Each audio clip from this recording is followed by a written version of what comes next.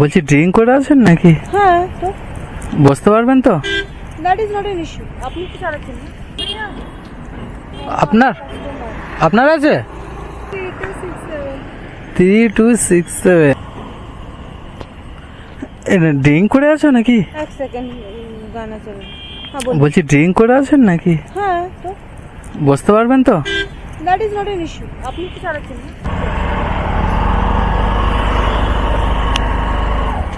আগের দিন একটা ভিডিও পোস্ট করেছি, বলছি ভিডিও পোস্ট করার কি দরকার আছে এখানে? ভাই প্রয়োজন আছে যে ভিডিওটা পোস্ট করছি। আপনাদের সমস্যাটা কোথায় আমি এটাই বুঝতে পারছি না। আমি তো ওনাকে ব্লার করে দিয়েছি, ওনাকে কেউ দেখতে পাচ্ছে না, ওনার না লোকেশন জানতে পারছে না, কিছু জানতে পারছে। কিন্তু এই কাস্টমারটাকে আমি যখন আনছি কত রকম মানে সমস্যার সম্মুখীন হয়েছি আমি, সেটা আপনারা জানেন না। একটা বাম্পার আসছে ভাই, হেলে ডুলে পড়ে যাচ্ছে।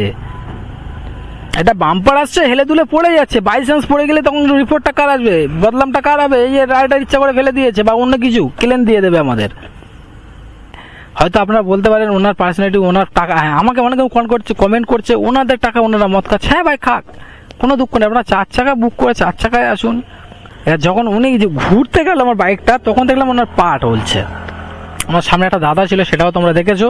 দাদা বলছে কি না এ ড্রিঙ্ক করেছে। আমি যখন ঘাড় ঘুরিয়ে জিজ্ঞাসা করি কাস্টমারকে যে আপনি কি ড্রিঙ্ক করেছেন, বলছে আপনার জিজ্ঞাসা করার অধিকার নেই। হ্যাঁ ঠিক কথা ভাই, আমি জিজ্ঞাসা করতে পারি না, কিন্তু এটা তো জানার অধিকার আছে ভাই। আমি আপনাকে নিয়ে যাব, আপনি কোনো হাল অবস্থা আছেন আমি তো আমার তো জানতে হবে। আপনি পড়ে গেলে তখন কার কি হবে? আপনি পড়ে গেলে তখন দায়িত্বটা কে নেবে?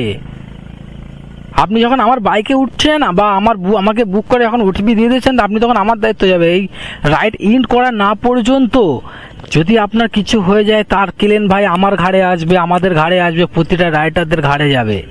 রাইডার যখন কাস্টমার থেকে ওটিপি নিয়ে নেবে, তখন যতক্ষণ না সেই রাইডটা কমপ্লিট হচ্ছে, ততক্ষণ যদি কাস্টমারের কিছু হয়ে যায় ভাই, তার দায়িত্ব, তার পুরো দায়ভার আমাদের ঘাড়ে এসে পড়বে, প্রতিটা রাইডারদের ঘাড়ে এসে পড়বে, প্রতিটা খেটে খাওয়া মানুষের ঘাড়ে উঠে পড়বে।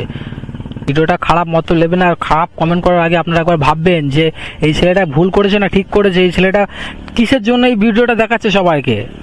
অবশ্যই দেখবেন, তারপরে ভাই কমেন্ট করবেন। তো চলো আর কিছু বলবো না ভাই, এক জায়গায় দাঁড়িয়ে আমি কথাগুলো বললাম। কারণটা হলো এটাই ভাই, সেম লোকেশন মানে কাস্টমার লোকেশনে আমি দেখাতে চাইনি কারুর।